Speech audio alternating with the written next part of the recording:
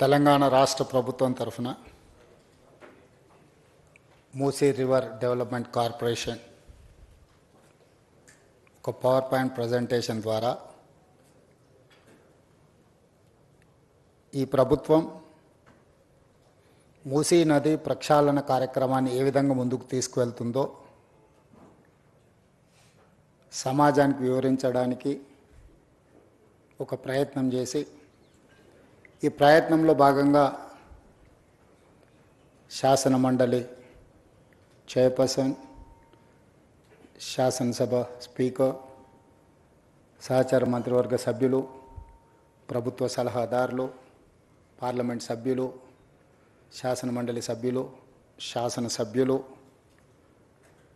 ఈ దేశంలో ఉన్న ప్రముఖులను, నిర్మాణ సంస్థల్ని, ఎన్విరాన్మెంట్ ఎక్స్పర్ట్స్ని, క్లైమేట్ చేంజెస్ మీద రీసెర్చ్ స్కాలర్స్ని, అదేవిధంగా దేశం యొక్క ఆర్థిక వ్యవస్థను బలోపేతం చేయడానికి ప్రయత్నం చేస్తున్న ప్రముఖులను అందరినీ ఆహ్వానించి ప్రజల్ని ఆందోళనకు గురి చేసే విధంగా కొంతమంది ఉద్దేశపూర్వకంగా, ఇంకొంతమంది సంపూర్ణమైన సమాచారం లేకపోవడం వల్ల అసంపూర్తి సమాచారంతో అర్ధ సత్యాలను ప్రచారం చేయడం వల్ల ఒక రకమైన ఆందోళన చాలామంది మనసుల్లో ఉంది. అందుకే ముఖ్యమంత్రిగానే కాదు, మున్సిపల్ శాఖ మంత్రిగా ఈ శాఖను నిర్వహించేటప్పుడు ప్రజలు ఒక బాధ్యతతో, ఒక నమ్మకంతో, ఒక విశ్వాసంతో మమ్మల్ని నమ్మి అధికారాన్ని అప్పచెప్పినప్పుడు ఈ అధికారాన్ని కాపలాదారుగా ఉపయోగించడమే తప్ప ఈ అధికారాన్ని ప్రజల మీద ఆధిపత్యం చెలాయించడానికి, వినియోగించడానికి ప్రభుత్వం సిద్ధంగా లేదు అని చెప్పడానికే ఈ ఒక ప్రయత్నం చేయడం జరిగింది. ఈ ప్రయత్నంలో పర్యావరణాన్ని ఏ విధంగా పరిరక్షించుకోవాలా, చరిత్రను ఒకసారి గమనించినప్పుడు చరిత్రలో నాగరికత ఏ ప్రాంతంలో అభివృద్ధి చెందినా నదీ పరివాహక ప్రాంతంలోనే నాగరికత విలసిల్లింది. ఆర్థిక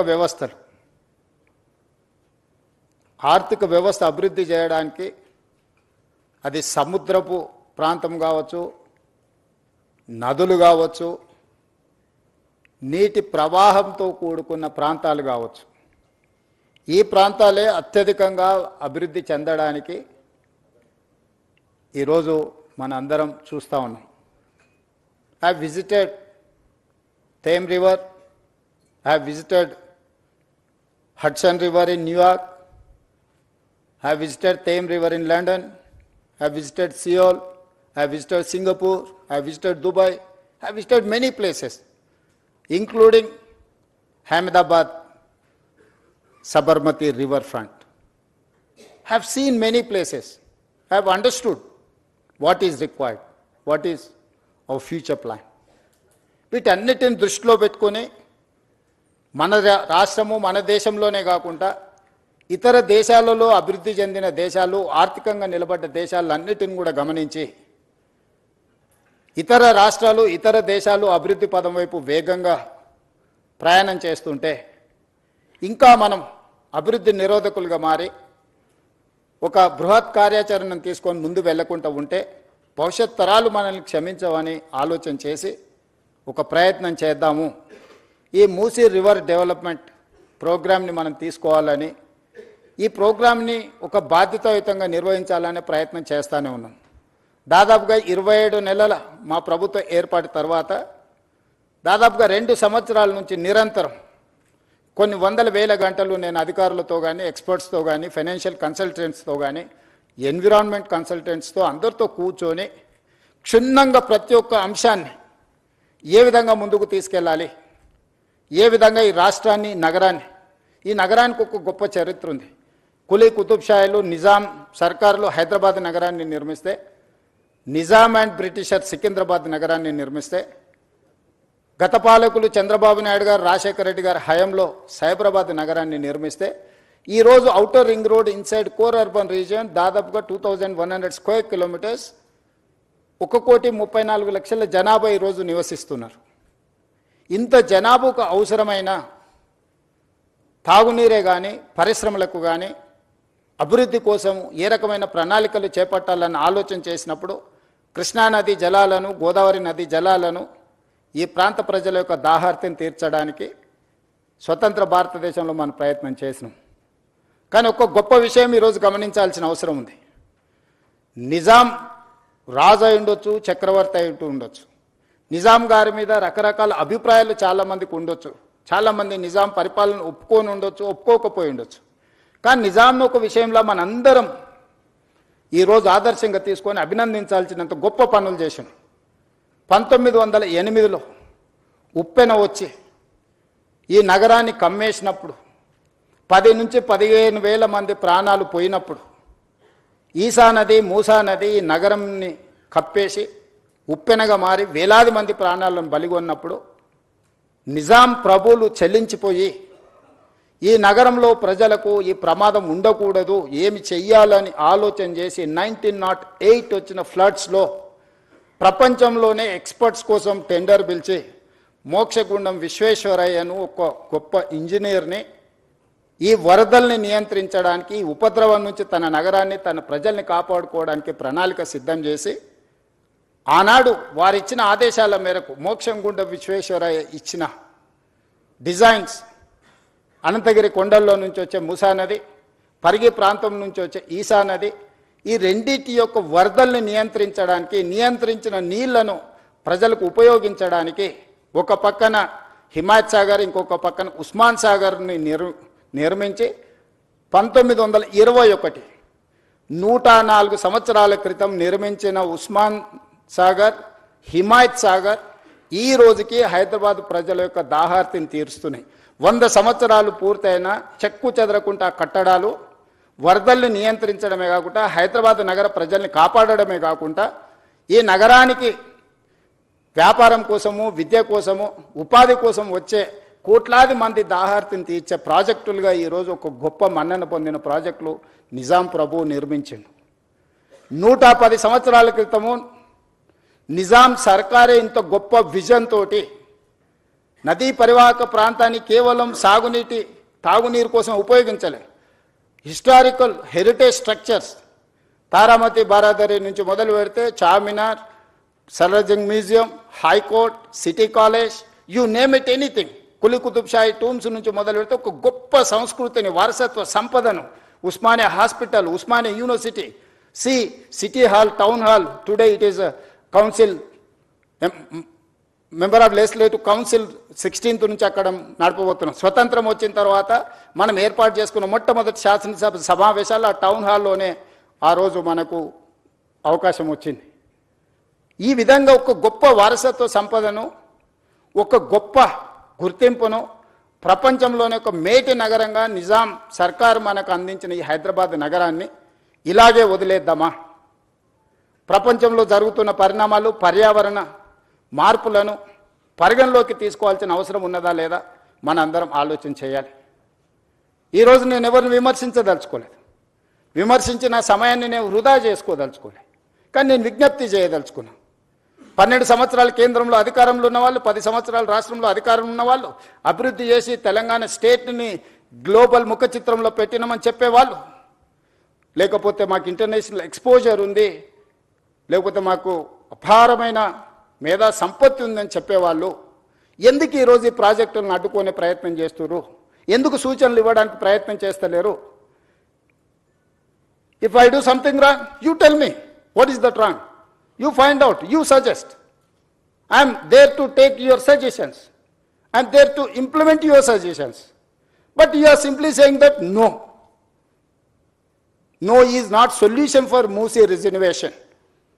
This is what my answer. This is how I am going to react. ఈ రోజు ఏం చెయ్యాలనుకుంటున్నామో సాంకేతిక పరంగా ప్రపంచంలో ఎక్స్పర్ట్స్ని అందరిని ఒక దగ్గర కూర్చోబెట్టి, మన్హాటన్ నుంచి మొదలు పెడితే Cushman Wakefield, Rio, these are the world's best experts in financial consultants, in water reservation and construction side. So we are paying almost 160 crores for those consultants for this project. We have not appointed this consultant just like that. We have called global tenders. We have seen everything. We have seen their completion projects. ఇట్లాంటివన్నిటిని పరిగణలోకి తీసుకొని ఒక మంచి ఉద్దేశంతో ఈ నగరాన్ని రక్షించుకోవాలి. ఈరోజు 1,34,00,000 జనాభా ఉంది. 2050కి నెక్స్ట్ 25 ఇయర్స్లో 24 ఇయర్స్లో 2,80,00,000 జనాభాకి మనం చేరుకోబోతున్నాము. ఈ ప్రజలకు అందరికీ కూడా జవాబు ఇవ్వాల్సిన బాధ్యత, ఈ ప్రజలకు మౌలిక వసతులను ఏర్పాటు చేయాల్సిన బాధ్యత మా ప్రభుత్వం మీద ఉన్నది, ప్రజలు ఎన్నుకున్న ప్రభుత్వం మీద ఉన్నది. ఆనాడు చంద్రబాబు నాయుడు గారు, రాజశేఖర రెడ్డి గారు ఔటర్ రింగ్ రోడ్డు, అంతర్జాతీయ ఎయిర్పోర్టు, హైటెక్ సిటీ, అంతర్జాతీయ స్థాయికి సంబంధించిన Microsoft, Infosys or any other Google లాంటి సంస్థల్ని ఈ నగరానికి తేకపోయి ఉంటే ఈరోజు మన ఆర్థిక వ్యవస్థ బాగుపడి ఉండేదా? ఈరోజు ప్రపంచంలో మనకు గుర్తింపు వచ్చి ఉండేదా? 94 to 2004 TDP, 2004 to 2014 Congress, 2014 to 2024 TRS. But all we have made all policies from 94 to 2014. All these 25 years we have planned like anything. We may have a political differences, we may have a issue-based arguments, but we have not defeated our policies. There is no policy paralysis in our government. Today also I am continuing all those policies from 94 to 2024. All these 30 years, whatever the then governments have taken certain policies, the best policy, the best practice is I am continuing. The other issues, wherever I am getting some problem, wherever I am getting some feedback, I am improving my policies. I have changed my working style. You know, I am an aggressive speaker in political platform. People have seen only one face. Today I wanted to show my other face. Today I got a responsible position. I have to deliver. I cannot sit just like that. ఇంత పెద్ద బాధ్యత ఇచ్చినప్పుడు ఏమి చేయకుండా కూర్చొని 16-17 మంది ముఖ్యమంత్రులు ఉమ్మడి రాష్ట్రంలో, తెలంగాణ రాష్ట్రంలో వస్తే కొద్ది మందే గుర్తున్నారు. ఎందుకు? వాళ్ళు చరిత్రకు అవసరమైన, భవిష్యత్ తరాలకు అవసరమైన ప్రణాళికలు రచించి సరైన నిర్ణయాలు తీసుకోవడం వల్ల ఈరోజు చరిత్ర వాళ్ళని గుర్తుపెట్టుకున్నది. నిజాం పోయినా, నిజాం వారసులు లేకపోయినా ఈరోజు అభివృద్ధి అనే ప్రణాళికల మీద చర్చ చేసినప్పుడు నిజాం గురించి మనం ఎందుకు చర్చించుకుంటున్నాం? రాచరికంలో ఉన్న ఒక రాజు గురించి ఈరోజు మనం అతన్ని చర్చించకుండా మనకు చరిత్రనే లేదు. అతను నిర్మించిన వారసత్వ సంపదను వినియోగించకుండా మన అభివృద్ధి ప్రణాళికలే లేవు. Charminar, it is not symbol of Charminar, just tourism spot. He has designed everything around Charminar. You go and see special economic, he has created special economic zone. మీకు అక్కడ పర్ల్స్ మన దగ్గర ఉత్పత్తి, వరల్డ్స్ బెస్ట్ పర్ల్స్ మీకు చార్మినార్ దగ్గర దొరుకుతాయి. World's best bangles Charminar దొరుకుతాయి. మీకు పత్తర్ గట్టి, కబూతర్ ఖానా, Mozamjahi market, you see everything.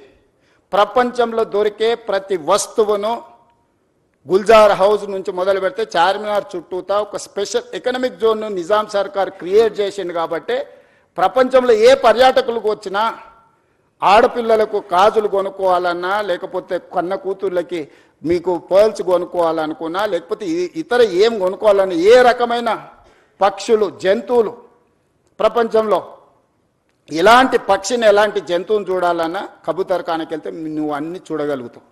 ప్రపంచంలో పండించే ప్రతి ఫ్రూట్ని మోజంజాయ్ మార్కెట్కి వెళ్తే మనం చూడగలుగుతాం.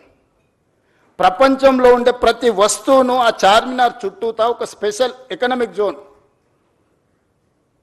సో ప్రతి అంశాన్ని నిజాం ఆ రోజు విజువలైజ్ చేసి భవిష్యత్ తరాలకు ఏం అవసరం ఉందో ఒక స్పెషల్ ఎకనామిక్ జోన్నే మనకి ఇచ్చిండు. ఎడ్యుకేషనల్ ఇన్స్టిట్యూట్, ఉస్మానియా యూనివర్సిటీ నుంచి Nizam college, Aliya junior college, NIMS orthopedic, Niloufer hospital, you see every specialization. ఈరోజు కార్పొరేట్ హాస్పిటల్స్ మేము స్పెషలైజ్ చేసినాం, స్పెషలైజ్డ్ హాస్పిటల్స్ ప్రారంభించినామని ఈరోజు చెప్తారు. కానీ 100 years back, way back, Nizam has created everything. ఇంత అద్భుతమైన నగరాన్ని మనకు వారసత్వం ఇస్తే ఈ గొప్ప మూసా నది, ఈసా నది సంగమం, ఎక్కడైతే సముద్రాల సంగమం నదుల సంగమం ఉందో మహాత్మా గాంధీ గారిని ఆనాటి దుర్మార్గులు పొట్టన పెట్టుకుంటే వారి అస్థికలను వారి స్ఫూర్తినివ్వడానికి వివిధ రాష్ట్రాలకు దేశంలో వివిధ ప్రాంతాలలో పెట్టారు. కన్యాకుమారి దగ్గర 2 సముద్రాలు కలిసే చోట మహాత్మా గాంధీ గారి యొక్క అస్థికలను పెట్టడం ద్వారా ఈరోజు అదొక పెద్ద పర్యాటక కేంద్రంగా ప్రపంచం అంతా అక్కడికి వచ్చి చూస్తుంది. కన్యాకుమారిలో ఏదైతే నిర్ణయం తీసుకొని పెట్టినరో ఈరోజు మూసా ఈసా నదుల సంగమం లంగరౌజులో కూడా బాపు ఘాట్ కూడా అలాంటిదే. కానీ బాపు ఘాట్ ఎందుకు కనుమరుగైంది? బాపు ఘాట్ ఉంది, 2 నదుల సంగమం అని ఇక్కడ ఉన్న ఎంతమంది మనం గుర్తించి మనం ఆ ప్రాంతాన్ని చూడడానికి మనం వెళ్తున్నాం? ఎందుకు మనం ఇంత వారసత్వ సంపదను మనం ఎందుకు కోల్పోతున్నాం? ఈరోజు మూసా నది ఈసా నదితో మూసీ నదిని పునరుజ్జీవింపజేయడానికి సమస్య అవుతుంది అనుకున్నప్పుడు ఈరోజు గోదావరి నదీ జలాలను 20 టీఎంసీలను తరలించి దాదాపుగా 2.5-3 టీఎంసీలు నిరంతరం హైదరాబాద్ నగరంలో ప్రవహించే మూసీ నదిలో కంటిన్యూస్గా ఆ నీటిని ప్రవహింపజేయాలని మిగతా 17.5 టీఎంసీ హైదరాబాద్ నగర ప్రజల యొక్క దాహార్తిని తీర్చడానికి ఈరోజు పనులను ప్రారంభించినాం. ఈరోజు మీరు ఎంతసేపు ఉన్న రంగారెడ్డి జిల్లా హైదరాబాద్కు పరిమితం అయిపోయి ఆలోచన చేస్తున్నాం. ఈరోజు ఇక్కడ నివాసాలు ఏర్పరచుకున్న వాళ్ళకి జరుగుతున్న సమస్యల గురించి మనం చర్చిస్తున్నాం. నేను కూడా సానుభూతితో ఉన్నాను. కానీ కిందున్న నల్గొండ గురించి ఒక్కరైనా ఆలోచన చేస్తుండ్రా? ఈరోజు ఫార్మా కంపెనీల కాలుష్యము, నగరంలో వెదజల్లుతున్న కాలుష్యము, నగరంలో ఉన్న డ్రైనేజీలు, ఆత్మహత్యలు చేసుకున్న మనుషుల కలేబరాలు, అంబర్పేటలో ఉన్న శ్మశాన వాటికలు, ఈ మూసీ నదిలో చనిపోతున్న పశువుల కలేబరాలు, ఒక విషం, ఒక కాలుష్యం, అది కాలుష్యం దాటి విషంగా మారి ఈరోజు నల్గొండ ప్రజల జీవితాలను అతలాకుతలం చేస్తుంది. ఒక స్టడీస్ ప్రకారము world health organization has given no ఇక్కడ లివబుల్ కండిషన్స్లో ఇది నివాసయోగ్యమైన ప్రాంతం కాదు బికాజ్ ఆఫ్ ఫ్లోరైడ్ అని చెప్పి ఒక పక్కన నల్గొండ ప్రజలకు ప్రకృతే ఒక శిక్ష విధిస్తే ఈరోజు మానవ తప్పిదాల వల్ల ఈరోజు మూసీ నది పరివాహక ప్రాంతంలో ఉన్న గ్రామాలు భువనగిరి నుంచి ఆలేరు వరకు ఆ కిందికి వెళ్తే వాడపల్లి వరకు వెళ్తే ఆ నదీ పరివాహక ప్రాంతంలో నివసిస్తున్న వాళ్లకు ఆడపిల్లలకు పెళ్లి అయితే ప్రెగ్నెన్సీ ప్రాబ్లమ్స్ ఉన్నాయి. ఈరోజు ఆ ప్రాంతంలో పిల్లనివ్వడానికి వెనక ముందు ఆలోచన చేస్తున్నారు. ఆ ప్రాంతంలో పండించే పంటలు ఈ నీళ్లను వినియోగించడం వల్ల తినడానికి ఉపయోగం లేని పరిస్థితులు వచ్చినాయి. ఆ ప్రాంతంలో పండించిన కూరగాయలు కానీ ఆ ప్రాంతంలో పండించిన పంటలు కానీ తింటే వాటి వల్ల వచ్చే సమస్యలు అనంతము. నల్గొండ జిల్లా ప్రజలకి శిక్ష అవసరం ఉందా? ఆ ప్రజల్ని కాపాడాల్సిన బాధ్యత ఎవరు? నల్గొండ ప్రజలు మన వాళ్ళు కాదా? మనతో లేరా? రంగారెడ్డి జిల్లాలో మొదలైన మూసా ఈసా నది హైదరాబాద్కు నగరకు రాగానే కలుషితం అయిపోయింది, వ్యర్థాలతో నిండిపోయింది. మానవ కలేబరాలతోని, పశువుల కలేబరాలతోని, పరిశ్రమలు వెదజల్లుతున్న కాలుష్యంతో ఈరోజు భరించలేని కంపు. ఒకనాడు ఎంత విశాలంగా ఉన్న మూసీ నది ఇవాళ మీకు అందరికీ హిస్టరీ అంతా, చరిత్రను అంతా కూడా మా అధికారులు మీకు చూపించే ప్రయత్నం చేసిండ్రు, వాస్తవాలను వివరించే ప్రయత్నం చేశారు. అలాంటి చరిత్ర ఈరోజు కాలగర్భంలో కలిసిపోతుంది. మన చరిత్రను మనమే ఉద్దేశపూర్వకంగా రాజకీయ అవసరాల కోసం, రాజకీయ ప్రయోజనాల కోసం దీన్ని చరిత్ర కాలగర్భంలో కలిపేద్దామా, లేకపోతే నగరం యొక్క చరిత్రను పునరుజ్జీవింపజేసుకుందామా? ఈరోజు మేము తీసుకొస్తున్న ప్రాజెక్ట్ ఎవరికి వ్యతిరేకం కాదే. ఈరోజు ఒకప్పుడు హైదరాబాద్లో 30 ఫీట్ల రోడ్లు ఉండేవి. అంతెందుకు అత్యంత శ్రీమంతులు నివసించే Jubilee Hills road number 36 almost 25-30 feet road ఉండే. I seen that road. మేము పోయేవాళ్ళం. ఈరోజు 150 ఫీట్లకు విస్తరించిన రోడ్ నెంబర్ 45 40 ఫీట్లు ఉండేది. ఈరోజు 150 ఫీట్ రోడ్ అయింది. ఈరోజు పంజగుట్ట నుంచి పైకి పోయేదానికని మీరు చూడండి, ఏ రోడ్లు అయినా ఫ్లైఓవర్లు అయినా ఓల్డ్ సిటీలో, ఈరోజు ఓల్డ్ సిటీలో సాలార్జంగ్ మ్యూజియం నుంచి ప్రతి ఏరియాలో ఇరుకైన సందులు, నిజాం కట్టిన పట్టణం కాబట్టి ఆ రోజు ఉన్న పరిస్థితుల ప్రకారం రోడ్లు వేస్తే ఈరోజు ఓల్డ్ సిటీలో ఉండే ప్రజలు వాళ్ళే ముందుకొచ్చి స్వచ్ఛందంగా మా రోడ్లను విస్తరించండి, మేము స్వచ్ఛందంగా ముందుకు వస్తాము, మాకు నష్టపరిహారం ఇవ్వండి అంటే ఈరోజు ఓల్డ్ సిటీలో మెట్రో విస్తరించడానికి గౌలిగూడ నుంచి ఫలక్నమా నుంచి చంద్రాయణగుట్ట వరకు ఈ రోడ్ల విస్తరణ కార్యక్రమాలు వేగంగా జరుగుతున్నాయి. మనం మెట్రో రైలు నిర్మించుకోవడానికి ఇవాళ ఓల్డ్ సిటీలో ఉన్న పౌరులందరూ ముందుకొచ్చి, ప్రజాప్రతినిధులందరూ ముందుకొచ్చి, అక్కడ ఉన్న ఎమ్మెల్యేలు ఎంపీలందరూ ముందుకొచ్చి ప్రభుత్వానికే విజ్ఞప్తి చేసి మేము కూడా ప్రపంచంతో పోటీ పడే విధంగా అభివృద్ధి చెందాలనుకుంటున్నాం. ఇంకెంతకాలం మేము ఈ మురికి కూపంలో మేము జీవించదలుచుకోలేదు, మాకు సరైన నష్టపరిహారం ఇచ్చి మా ప్రాంతాన్ని అభివృద్ధి చేయండి అని ఆ పార్లమెంట్ సభ్యుడు, ఆ శాసనసభ్యులు ముందుకు వస్తే ఈరోజు వేలాది కోట్ల రూపాయలు అక్కడ ఈ నగర అభివృద్ధి కోసం, ఈ రోడ్ల విస్తరణ కోసం, ఎలివేటెడ్ కారిడార్ల కోసం, మెట్రో రైల్ కోసం, మిరాలం ట్యాంక్ కేబుల్ బ్రిడ్జ్ కోసం ఈరోజు మనం వేల కోట్ల రూపాయలు ఖర్చు పెడుతున్నాం. ఈరోజు మా ఆలోచన, మా ప్రభుత్వం యొక్క ఉద్దేశం ఎవరికో నష్టం కలిగించాలని కాదు. ఎవరైనా మూసి మురికి ఇప్పుడు మీరు చూసిండ్రు ఎంత కాలుష్యం ఉందో, ఎవరైనా కోరుకొని అక్కడ జీవించాలని అనుకుంటాడా?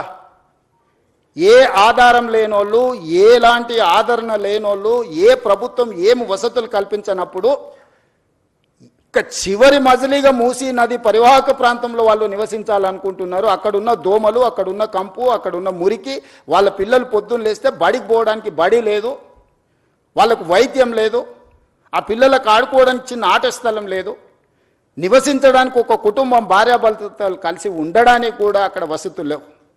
వర్షాలు వచ్చినప్పుడు, వరద వచ్చినప్పుడు ప్రాణాలు అరచేత పట్టుకొని అర్ధరాత్రి పూట పరిగెత్తాలి ఎక్కడికో. నిల్వ నీడ లేని వాళ్ళే ఈరోజు మూసీ నది పరివాహక ప్రాంతంలో ఈరోజు నివసిస్తున్నారు.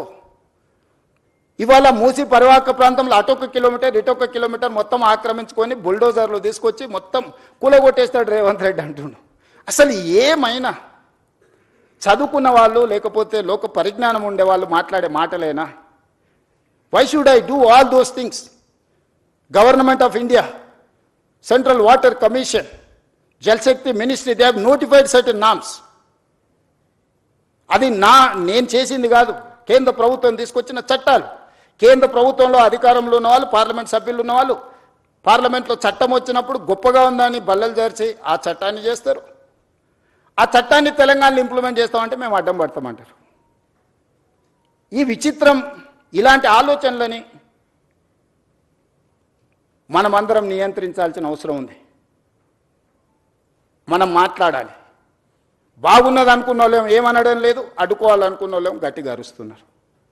ఈ రెండింటికున్న చిన్న తారతమ్యాన్ని ఈరోజు నదీ పరివాహక ప్రాంతాన్ని పునరుజ్జీవింపజేయడమే కాదు, నదీ పరివాహక ప్రాంతంలో ఒక సంస్కృతిని, ఒక కల్చరల్ కనెక్ట్ని, ఒక హెరిటేజ్ కనెక్ట్ని, ఒక ఎకనామిక్ జోన్ని, ఈరోజు లేక్ రిజర్వేషన్. నేను హైదరాబాద్ తీసుకొచ్చినప్పుడు చాలామంది చాలా రకాలుగా బాధపడ్డారు, చాలా రకాలుగా శాపనార్థాలు పెట్టిండ్రు. కానీ ఈరోజు ఏ లేక్స్ అయితే మేము రిస్టోర్ చేసినామో ఆ లేక్స్ని ఈరోజు అభివృద్ధి చేసి ప్రజలకు అంకితం చేస్తున్నప్పుడు వేలాది మంది వచ్చి మన కుక్కట్పల్లి నల్లచెరువు ప్రారంభోత్సవానికి పోతే బిల్డింగ్ల మీద నుంచి వేలాది మంది, నేను రోడ్డు మధ్యలో వెళ్తుంటే ఏదో పక్క దేశంతో యుద్ధం చేసి మనం సాధించి వస్తే వచ్చినప్పుడు వెల్కమ్ చేసినట్టు, లేకపోతే వరల్డ్ కప్ క్రికెట్ గెలిచిన ప్లేయర్ వస్తే వెల్కమ్ చేసినట్టు కాలనీలో అందరు ఆడపిల్లలు పెద్దలు అందరు వచ్చి స్వాగతం పలికాను. నల్లచెరువు 100% ఆక్రమణకు గురయ్యి ఒక కలుషితమైన ప్రాంతంగా చేస్తే ధైర్యంగా ఏమన్నా కానీ పర్వాలేదు, ఎవరు ఏమైనా అనుకోండి అని చెప్పి బుల్డోజ్ చేసినాం. బుమ్రక్ దౌలా ఈరోజు ఓల్డ్ సిటీలో మన సర్దార్ వల్లభాయ్ పటేల్ అకాడమీ ఎదురుగ్గా ఒకప్పుడు ఆ బుమ్రక్ దౌలా నిజాం కుటుంబము తాగడానికి నీళ్లకు అక్కడ మెడిసినల్ ప్లాంట్స్ పెట్టి అక్కడ వాటర్ రిస్టోర్ చేసి ఫిల్టర్ బెడ్స్ పెట్టి వాటి నుంచి తీసుకొచ్చి అక్కడి నుంచే వాళ్ళ కుటుంబానికి తాగడానికి నీళ్లు తీసుకెళ్ళి అంత గొప్ప లేక్ని మొత్తం ఆక్రమించుకోవడమే కాబట్టి కలుషితం నిండిపోయింది.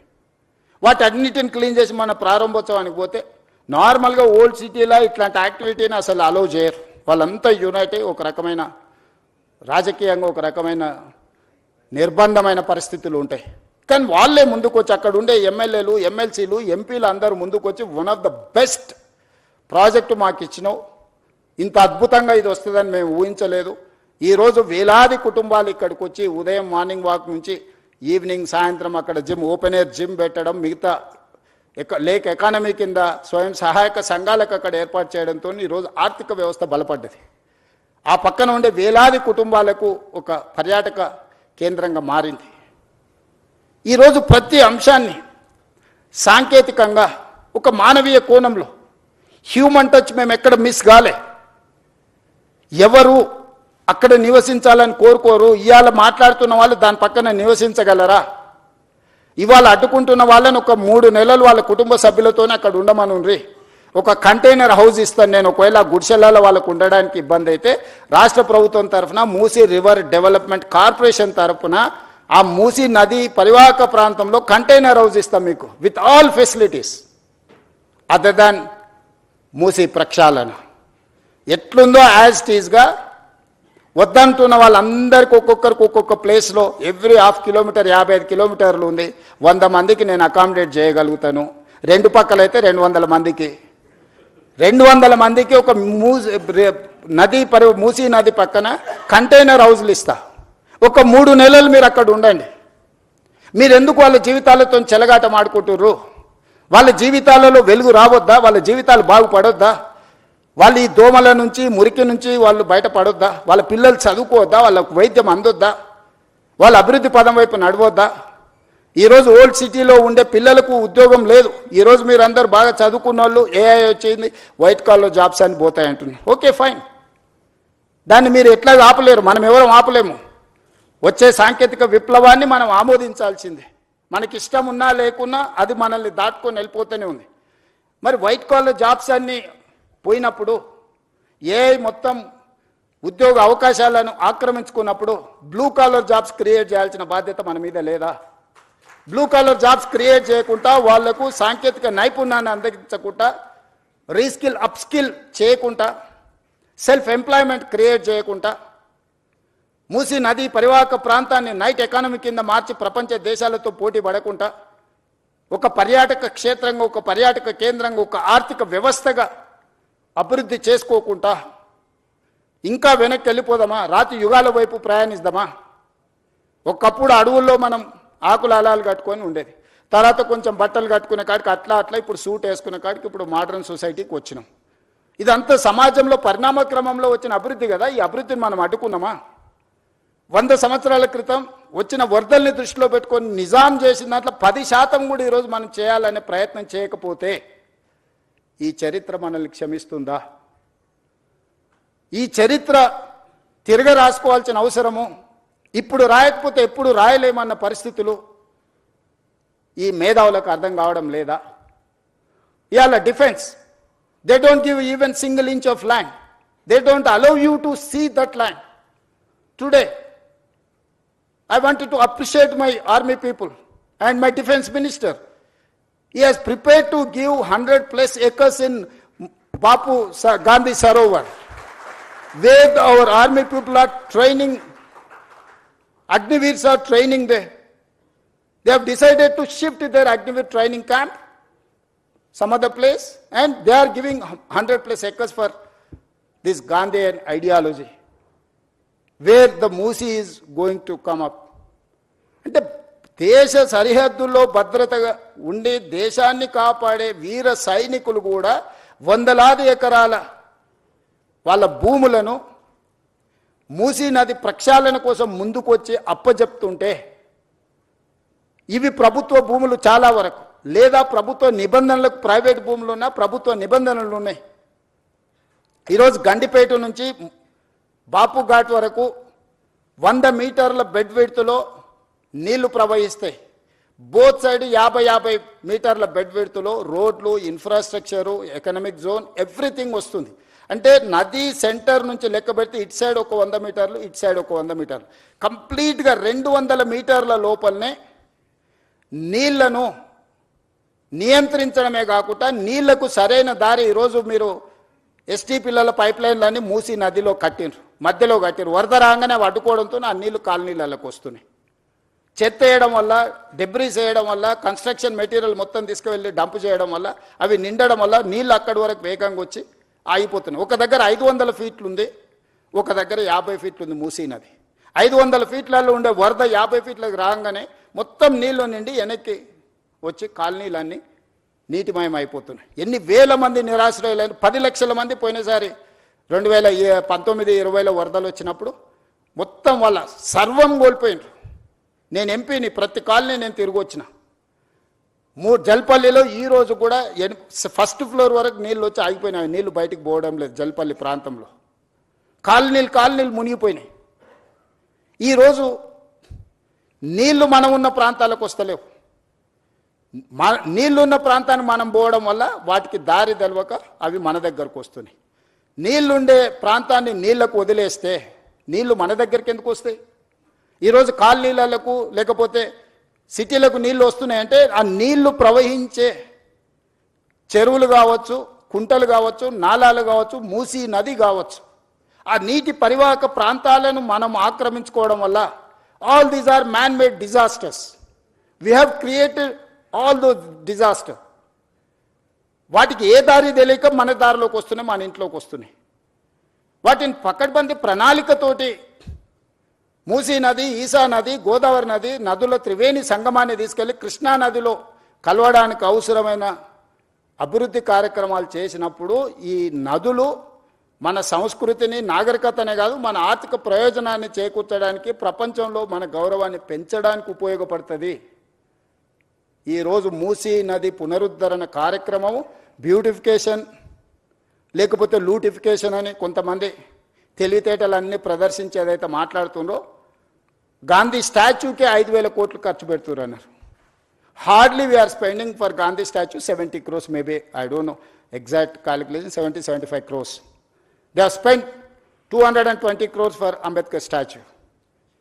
We have not opposed for that. Yes, we need Ambedkar ideology. At the same time, we need Gandhian ideology. Yes, conquer one country without any violence, with peace. He won one war. ప్రపంచంలో ఒక యుద్ధాన్ని శాంతితోని గెలవచ్చని ప్రపంచానికి గొప్ప సందేశం ఇచ్చిన వ్యక్తి ఎవరంటే మహాత్మా గాంధీ. ఒక దేశం యొక్క స్వతంత్రాన్ని శాంతి ద్వారా సాధించిన వాళ్ళు ఈ భూమి మీదనే పుట్టలేదు ఇంతవరకు. ఈ ప్రపంచంలో ఎవరికి అంత గొప్ప చరిత్ర లేదు. 30 సంవత్సరాలు బ్రిటిషర్స్కి వ్యతిరేకంగా పోరాటం చేస్తే గాంధీ మీద కూడా లాఠీ ఎత్తలే. కానీ స్వతంత్రం వచ్చిన 6-7 నెలలనే కొంతమంది బుల్లెట్తో పొట్టను పెట్టుకున్నారు గాంధీని. వాళ్ళు కూడా నీతులు చెప్తారు, ఇంకా నేనేం చెప్పాలి? అందుకే ఈరోజు మీ అందరికీ నా విజ్ఞప్తి ఒకటే, ముందుకెళ్ళడానికి సూచన చేయండి. ఏ పేదవాడికి అన్యాయం జరగని, ఏ పేదవాడిని నిరాశ్రయం చేయం. ఈ ప్రభుత్వం పేదలకు ఇబ్బంది కలిగించడానికి, ఈ ప్రభుత్వం పేదలకు నష్టం కలిగించడానికి, లేకపోతే ఈ ప్రభుత్వం కొంతమంది రియల్ ఎస్టేట్ సంస్థలతో ఆర్థిక ప్రయోజనాల కోసం పనిచేయడం లేదు. ఈ ప్రభుత్వం మన నగరాన్ని, మన రాష్ట్రాన్ని గొప్ప అభివృద్ధి చెందిన నగరంగా, గొప్ప ఆర్థిక రాష్ట్రంగా నిలబెట్టాలనుకుంటున్నాము. ఇందులో మనం అందరం భాగస్వాములము. ఈరోజు మనం చేయబోయే పని 100 సంవత్సరాల క్రితం నిజాం చేసిన పనుల్ని ఈరోజు మనం ఆస్వాదిస్తున్నాము. ఈరోజు మనకు తాగడానికి నీళ్ళంటే గండిపేట వైపు చూడాలి, హిమాయత్ సాగర్ వైపు చూడాలి. పిల్లలు పర్యాటక క్షేత్రానికి వెళ్ళాలనుకుంటే గండిపేట హిమాయత్ సాగర్ దగ్గరికి వెళ్ళాలి. 100 సంవత్సరాల క్రితం వారసత్వ సంపదను నిజాం అందించింది కాబట్టి చార్మినార్ చూడడానికి వెళ్తున్నాము. అంతకంటే ముందున్న గోల్కొండ దగ్గరికి వెళ్తున్నాము. లేకపోతే హైకోర్టు ఈరోజు ఎక్కడున్నది, ఉస్మానియా హాస్పిటల్ ఎక్కడున్నది, సిటీ కాలేజ్ ఎక్కడున్నది, సాలార్జంగ్ మ్యూజియం ఎక్కడున్నది, నిజాం కాలేజ్ ఎక్కడున్నది. ఇవన్నీ గొప్ప వారసత్వ కట్టడాలు, చరిత్రతో పాటు ఒక నాలెడ్జ్ హబ్గా క్రియేట్ చేసింది కాబట్టి ఈరోజు మనం గొప్పగా రాణించగలిగినాము. మనం వచ్చిన తర్వాత గొప్పగా కట్టుకున్నది ఒకటి చెప్పండి. 75 సంవత్సరాల స్వతంత్ర భారతంలో అద్భుతమైన కట్టడం, చరిత్రలో మనకు పేరు తెచ్చిపెట్టగలిగిన కట్టడం ఒక్కటైనా మనం కట్టుకోగలిగినమా? వరంగల్ వెళ్తే 1000 స్తంభాల గుడి చెప్పుకోవాలి, అక్కడికి వెళ్తే రామప్ప మందిరం చెప్పుకోవాలా, ఇంకొక దగ్గరికి వెళ్తే ఇంకొక చరిత్రను చెప్పుకోవాలా, అలంపూర్ వెళ్తే శక్తిపీఠం గురించి చెప్పుకోవాలి, కృష్ణానది పరివాహక ప్రాంతంలో రాజులు కట్టిన గొప్ప గొప్ప మందిరాలను చెప్పుకుంటున్నాను తప్ప మనం చరిత్రకారులం కావాల్సిన అవసరం లేదా? మన చరిత్రను తిరిగి మళ్ళీ రాసుకునే అవకాశం మనకు వచ్చినప్పుడు మనం వదులుకోవాలా? ఈరోజు ప్రాజెక్ట్ కాస్ట్ ఇక్కడ చూపించినాం. 21 కిలోమీటర్స్ ఉస్మాన్ సాగర్ నుంచి Gandhi Sarovar 11.5 kilometers roughly, Himayat Sagar to Gandhi Sarovar 9.5 kilometers roughly. Put together the entire project cost is hardly 6,500 to 7,000 crores. In that project, Gandhi statue and building structure and everything may be 200-250 crores. Not even less than 1% of that project or otherwise 2%. ఇలాంటి తప్పుడు ప్రచారాలు కొంతమంది రాజకీయ నాయకులకు ప్రయోజనం ఉండొచ్చు. తప్పుడు ప్రచారంతో స్వార్థం ఉండొచ్చు.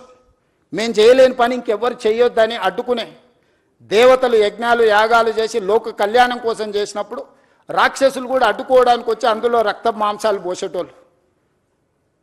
శుక్రాచార్యుడు, ఆయన శిష్యులు మారీచుడు, సుబాహుడు, దేవతలు యజ్ఞాలు యాగాలు చేసినప్పుడు శుక్రాచార్యుడు ఆయన శిష్యులు వచ్చి ఈ యజ్ఞాలను భగ్నం చేసి లోక కళ్యాణం జరగొద్దని రక్త మాంసాలను ఆ యాగంలో వీళ్ళు నెయ్యి పండ్లు ఫలాలు వీళ్ళేస్తే పైనుంచి వాళ్ళు రక్తం మాంసాలు అందులో పోస్తారు. అయినా దేవతలు యజ్ఞాలు యాగాలు మానలేదే. ఆ మారీచుడే కదా సీతమ్మను ఎత్తుకుపోవడానికి రావణాసురుడి మేనమామ మారీచుడు. మేనమామను రావణాసురుడు కోరుకుంటే మారీచుడు మాయలేడి రూపంలో వచ్చి సీతను ఎత్తుకోవడానికి పోతే రాముడి చేతిలో మారీచుడు పోయిండు, సుబాహుడు పోయిండు, రావణాసురుడు పోయిండు, అందరు పోయిండు.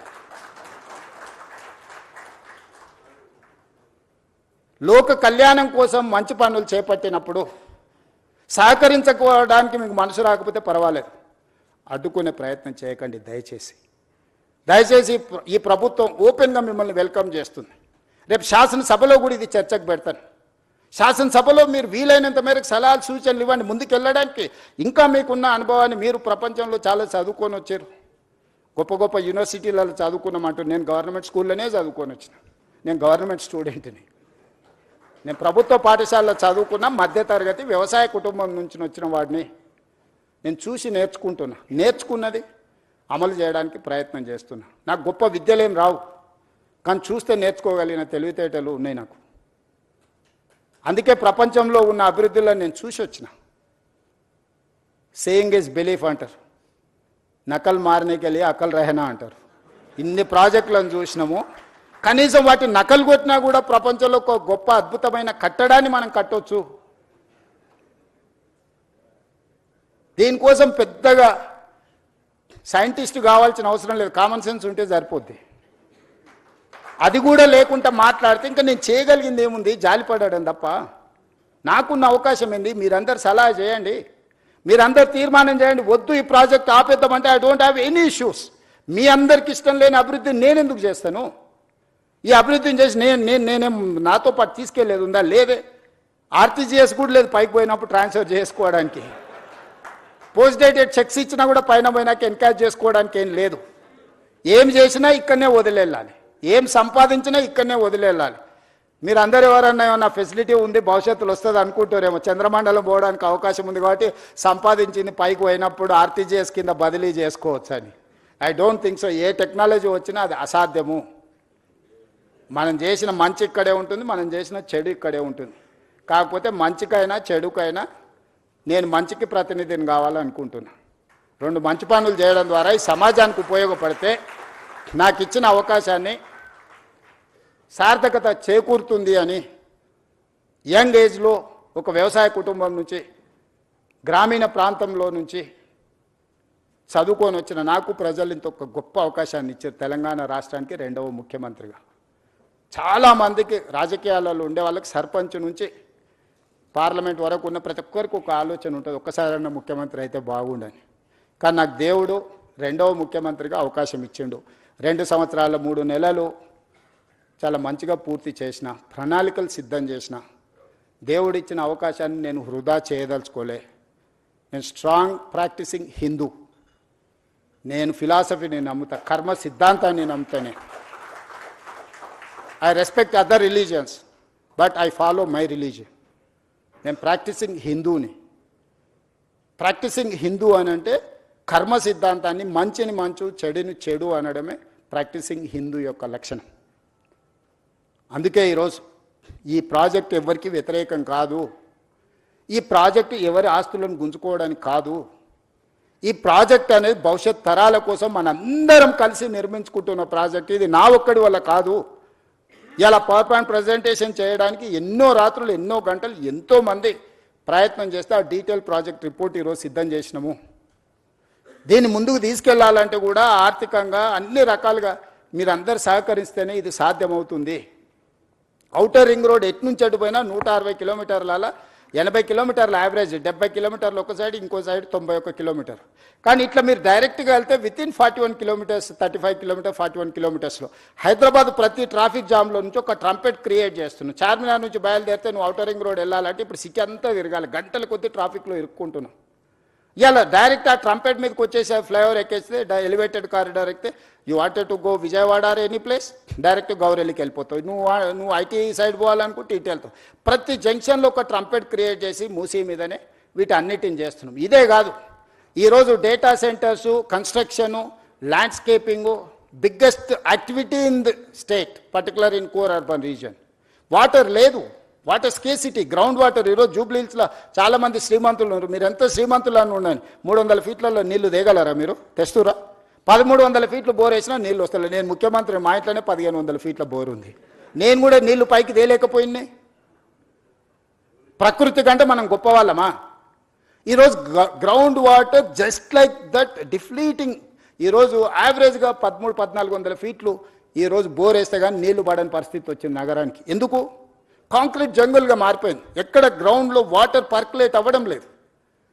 భూమిలోకి నీళ్ళు వెళ్ళినప్పుడు భూమిలో నుంచి నీళ్లు మీరు ఎట్లా బయటికి తీస్తారు?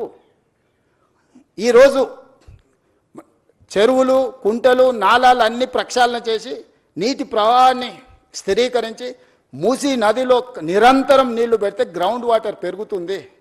ఈరోజు ఇల్లు కట్టుకునేటోళ్ళకు కూడా వాటర్ హార్వెస్ట్ పెట్టింగ్ మ్యాండేట్ చేసినాం. రోడ్డు మధ్యలో హార్వెస్టింగ్ వెల్స్ ఈరోజు కన్స్ట్రక్షన్ చేస్తున్నాం. నీళ్లను ఒడిసి పట్టుకోవాలని ఒక విధానాన్ని తీసుకొచ్చిన హైదరాబాద్ నగరంలో నీళ్లు మీరు ఎక్కడ లోపలికి పోయి తెచ్చినా కొద్దిగా అందులో కాలుష్యం ఎక్కువ ఉంటుంది. బియాండ్ ఏ పాయింట్ మీరు బోర్ డ్రిల్ చేసి వాటర్ తెస్తే ఆ వాటర్ దేనికి పనికి ఉపయోగం ఉండదు.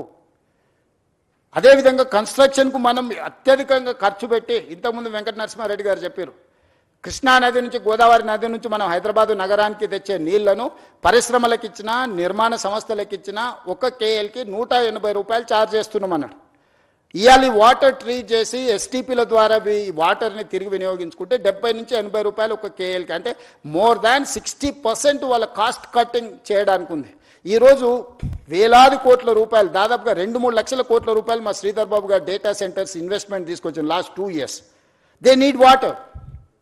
పర్టికులర్గా గ్రే వాటర్ ఇవ్వగలిగితే, ట్రీటెడ్ వాటర్ ఇస్తే వాళ్ళకు ఇన్వెస్ట్మెంట్ ఇన్సెంటివ్స్ ఉన్నాయి ప్రపంచంలో. సో ఈరోజు మనం ఆ వాటర్ని ఎస్టీపీల ద్వారా ఈ వాటర్ని విడిచిపట్టుకొని ఈ మూసీ నది ఎంబడే ట్రంక్ లైన్లు, రిజర్వాయర్స్, వాటర్ రిజర్వాయర్స్ చేసి మనం పంపింగ్ చేసి వాటికి నీళ్ళు ఇస్తే వేలాది కోట్ల రూపాయల పెట్టుబడులే కాదు, రాష్ట్రానికి కూడా లక్షలాది కోట్ల రూపాయల పెట్టుబడులు వస్తాయి. రాష్ట్రానికి 1000 కోట్ల రూపాయల ఆదాయం వస్తుంది. ఇదంతా గ్రోత్ ఇంజన్ కింద మారుతుంది. రాష్ట్రం యొక్క ఎకనామిక్ యాక్టివిటీ మారుతుంది. ఔటర్ రింగ్ రోడ్ వేసినప్పుడు కూడా కొందరు భూములు పోయినాయి, పోలేదా? శంషాబాద్ ఎయిర్పోర్ట్ కట్టినప్పుడు కూడా కొంతమంది భూములు కోల్పోయినాయి. ప్రకాష్ గౌడ్ ఎమ్మెల్యే గారు ఉన్నారు, ఆ ప్రాంతానికి 4 సార్లు ఎమ్మెల్యే.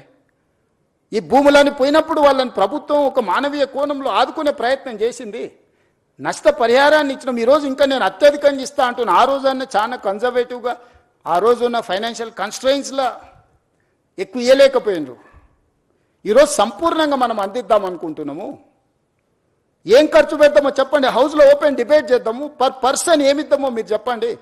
హార్డ్లీ 10,000 ఫ్యామిలీస్ ఉన్నాయి ఇప్పుడు ఈ మూసీ నది పరివాహక. మేము ఆల్రెడీ ఎన్యూమరేట్ చేసినాం. 4 నెలలు ఇంటింటికి వెళ్ళి ప్రతి దగ్గర ఆ ఇంటి వివరాలు అన్నీ రాసుకొచ్చి డేటా కలెక్షన్ చేసిన 4 నుంచి 5 నెలలు కొన్ని వందల మంది అధికారులను మూసీ నది పరివాహక ప్రాంతంలో ఉన్న పేదల యొక్క వివరాలు అన్నీ సేకరించిన. చాలామంది ఏమనుకుంటారు, ఏం లేదు జస్ట్ తెచ్చి కూలగొట్టాలనుకుంటున్నాను. తప్పు. ప్రతి పేదవాడి వివరాలు నా దగ్గర ఉన్నాయి. మూసీ నది పరివాహక ప్రాంతంలో నిరాశ్రయుల వాళ్ళు ఎవరున్నారు, వాళ్ళ కోసం డబుల్ బెడ్రూమ్ ఇళ్ళు ఏవైతున్నాయో 10,500 ఇళ్ళు కేటాయించిన. అయితే వాళ్ళు ఒక కన్సర్న్ ఎక్స్ప్రెస్ చేశారు. మాకు ఇక్కడ ఉపాధి ఉన్నది, మేము చిన్న చిన్న పనులు చేసుకుంటాం, మేము ఇళ్లలో పని చేసుకుంటాం, మమ్మల్ని తీసుకెళ్ళి అక్కడెక్కడో వేస్తే మాకు ఈ పని పోతుంది, మాకు ఉపాధి పోతుందని నాకు సానుకూలంగా అనిపించింది. అందుకే ఎక్కడికక్కడ ఏరియాలు ప్రభుత్వ భూములలోనే వాళ్ళకి ఇండ్లు కట్టి ఇవ్వాలని ఈరోజు మా బట్టి విక్రమార్క గారు ఆ సంఘాలు వస్తే జన ఆందోళన సంఘంతో కూర్చొని వాళ్ళకి హామీ ఇచ్చిండు. ఈరోజు అంబర్పేట ఎమ్మెల్యే, అంబర్పేటలో 150 ఎకరాల భూమి ఉంది. ప్రభుత్వ కార్యాలయకు, పోలీస్ అకాడమీ ట్రైనింగ్కి పోను. ఆ అంబర్పేట శాసనసభ నియోజకవర్గంలో మూసీ నది ఒడ్డున ఉన్న వాళ్ళందరినీ 20-25 ఎకరాలలో అక్కడ వాళ్ళకి ఇళ్లతో పాటు పాఠశాల కట్టి వైద్య సదుపాయాలు అందించి వాళ్ళకు ఒక క్వాలిటీ ఆఫ్ లైఫ్ని ఇవ్వాలని ఈరోజు మేము ప్రణాళికలు చేస్తున్నాం. ఈ పరివాహక ప్రాంతంలో ఎక్కడెక్కడైతే ప్రభుత్వ భూములు ఉన్నాయో ఆ భూముల్లోనే వాళ్ళకు నివాస స్థలాలు ఏర్పాటు చేయడమే కాకుండా వాళ్ళ పిల్లలకు చదువుల కోసం పాఠశాల, వాళ్ళకు వైద్యం అందించి ఆ పక్కనే వాళ్ళకు ఉపాధి కల్పించడానికి ప్రయత్నం చేస్తాం. असदुद्दीन ओवैसी गाరు అక్బరుద్దీన్ ఓవైసీ గారు వాళ్ళు మాట్లాడినారు, వాళ్ళ ఎమ్మెల్యేలు బలాల గారు ఎమ్మెల్యేలు అంతా మాట్లాడినారు. सर आप हमारे जितने भी लोग हैं यहाँ छोटे मोटे काम करके जी लेते हैं, उन लोगों को अब दूर दूर लेके गए तो मुश्किल हो जाएंगे, हमारे लिए तकलीफ है. उनके सुझाव हम लिए. आने वाले दिनों में हम जहां वहां जो असेंबली एरिया में जो मूसी के अगल बगल में जितने भी लोग हैं वहां का वहीं हम लोग उन लोगों को जगह ढूंढ कर घर बना के देंगे. हम लोग, हम क्यों ऐसी सड़क पे छोड़ेंगे? हम उनके परिवार है, वो सब लोग चाहे तो मैं मुख्यमंत्री बने. उन लोगों को दुखी देने के लिए, नुकसान करने के लिए हम मुख्यमंत्री नहीं बना. मैं उन लोगों को, वो मेरा मुझे चाहता है, वो लोग दुआ दिए वो लोग, इसीलिए आज मुख्यमंत्री 2 साल मैं कामयाब हो गए. उन लोगों को क्यों मैं नुकसान पहुंचाने के लिए मैं कोशिश करता हूं? क्या दुश्मनी है उन लोगों से? गरीब लोगों से मेरा क्या दुश्मनी है? मैं बड़े बड़े बंगले में, फार्म हाउस में नहीं रहता हूं, मैं भी झोपड़ियों में घूमते रहता हूं, हमेशा गरीबों से मिलजुल के रहता हूं. उन लोगों के तकलीफ, उन लोगों के दिल का धड़कन मैं समझ सकता हूं. उन लोगों के दुखी को दूर करने के लिए मैं कोशिश करूंगा. मैं कुछ चाहे तो बैठकर बात करूंगा. मेरा पूरा सिस्टम खड़ा हुआ है उन लोगों की मदद के लिए. हमारे एमएलए, हमारे मिनिस्टर्स, हमारा ऑफिसर, सब लोग तैयार है. उन लोगों को जो जो जरूरत है हम लोग पहुंचा देंगे. किसी को दुख को पहुंचाने के लिए हम यहां बैठे नहीं है.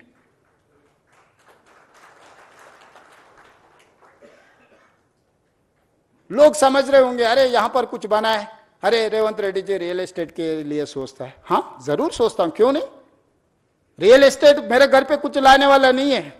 1000 लाखों कारीगरों को काम मिलने वाला है, इन्वेस्टमेंट आने वाला है. जीसीसी सेंटर बनाना है तो बड़े बड़े मंजिल बनाना है, 60-70 फ्लोर्स का मंजिल बना रहे. कौन करना है? ये इंफ्रास्ट्रक्चर मैं तैयार करना है ना. क्यों नहीं करना रियल एस्टेट सरकार? क्यों नहीं करना फार्मा? क्यों नहीं करना आईटी? क्यों नहीं करना टूरिज्म? क्यों नहीं करना एंडोमेंट टूरिज्म? क्यों नहीं करना मेडिकल टूरिज्म? ये सब सरकार की जिम्मेदारी है. ये लोग भूल जा रहे हैं. परिवार के लिए फार्म हाउस बना लिए तो सब कुछ हो गया बोल के कोई समझे तो वो उनका सोच है. मैं क्या कर सकता हूं?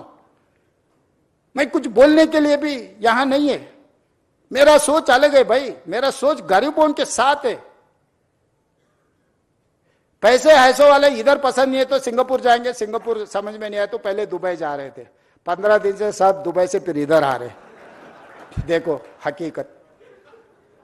पहले बोल रहे थे अरे हैदराबाद क्या, हैदराबाद है, दुबई देखो. अभी बोल रहा है भाई Hyderabad is safest place. Why? Because when war was going on, operation Sindoor, India Pakistan, that time you have organized Miss World in Hyderabad with safe. So Hyderabad is safest place for any person. ఈ రోజు ప్రపంచం అంతా మన వైపు చూస్తుంది. మనము తప్పిదాల వైపు చూడొద్దు. ఎక్కడైనా చెడు ఉంటుంది.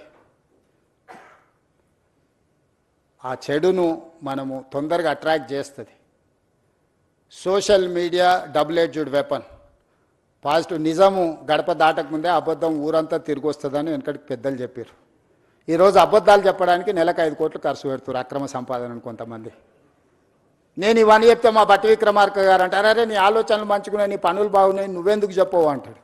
నాకు దీని మీదనే సమయం సరిపోతుంది. రోజుకు 18 గంటలు. ఇది ఒక మీరు సొంత ఇల్లు కట్టుకుంటే ఒక 2000 స్క్వేర్ ఫీట్ సొంత ఇల్లు కట్టుకున్నా ఒక 3000 స్క్వేర్ ఫీట్ అపార్ట్మెంట్ ఇంటీరియర్ చేసుకోవడానికి మీకు ఎన్ని రోజులు పడుతుంది? మీ ఇంట్లో మీ సతీమణితో మీకు ఎన్ని తిట్లు పడుతున్నాయి ఉన్నోళ్ళు అందరికీ తెలుసు కదా. కిచెన్ అట్లా లేదు, డ్రాయింగ్ ఇట్లా లేదు, డైనింగ్ అట్లా లేదు, బెడ్రూమ్ ఇట్లా లేదని. ఇంత పెద్ద ప్రాజెక్టును ఒక కాన్సెప్ట్ను కన్సీవ్ చేసి 0 to 100 చేయాలంటే ఎన్ని గంటలు మేము పనిచేసి ఉంటాం? ఇన్ని గంటలు చేసేటప్పుడు పేదవాడి బాధను మేము అర్థం చేసుకోకుండా చేస్తామా? పేదవాళ్లతో మాకున్న శత్రుత్వం ఏంది? పేదవాళ్ళ నిరాశ్రయులు చేయాలని ప్రభుత్వం ఎందుకు అనుకుంటుంది? పేదవాళ్ళతో శత్రుత్వం చేసినోడు తిరిగి మళ్ళీ అధికారంలోకి వస్తాడా? ఎక్కువ నా ఆలోచన ఏముంటుంది? ఇంకోసారి ముఖ్యమంత్రి కావాలి, మా ప్రభుత్వం రావాలని ఉంటుంది. అది రావాలంటే వాళ్ళకి మేలు చేయాలి, కానీ వాళ్ళని విధ్వంసం చేస్తే అది జరుగుద్దా? ఎవరైనా కామన్ సెన్స్ ఉన్న any politician is going to commit such type of activity? ఇది చేస్తే రేవంత్ రెడ్డికి చరిత్రలో ఒక పేరు వస్తుంది, కాంగ్రెస్ పార్టీకి ఈ ప్రభుత్వానికి మంచి పేరు వస్తుంది.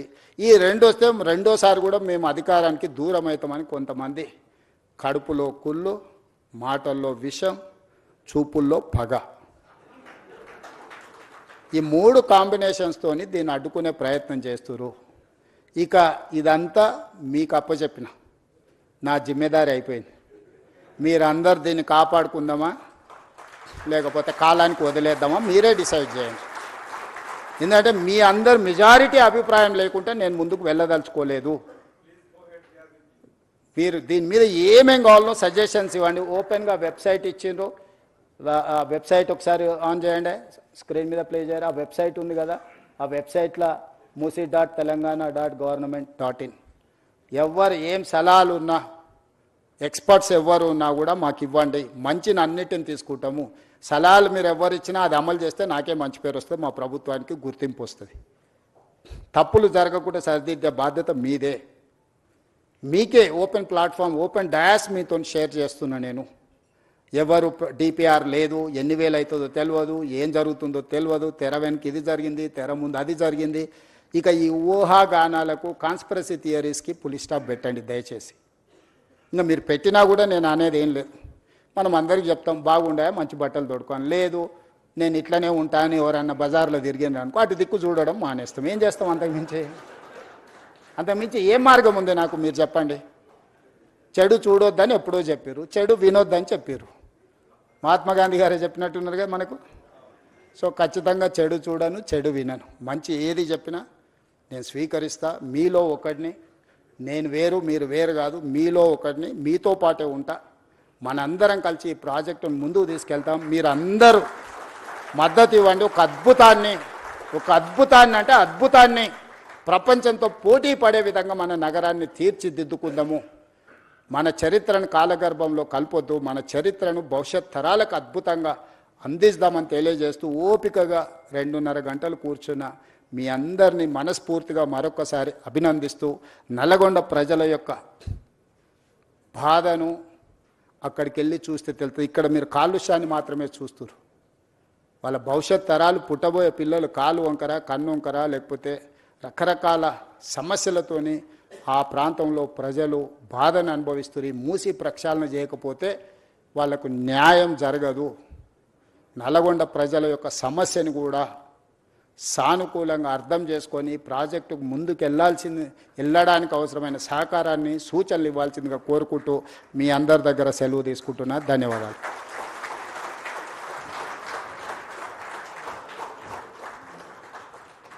Check.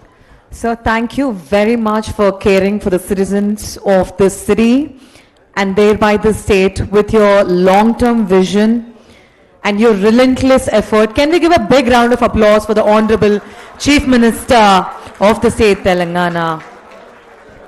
This was really impactful, and I request everybody here, all the delegates and special guests here, to tweet about today's event, and whatever, if you have recorded, to tweet it.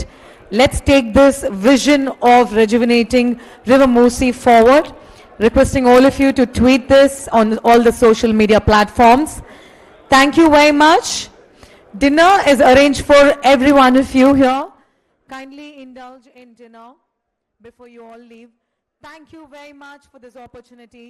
Signing off, your show host Sharmila Kasala. Jai Hind, Jai Telangana. Thank you.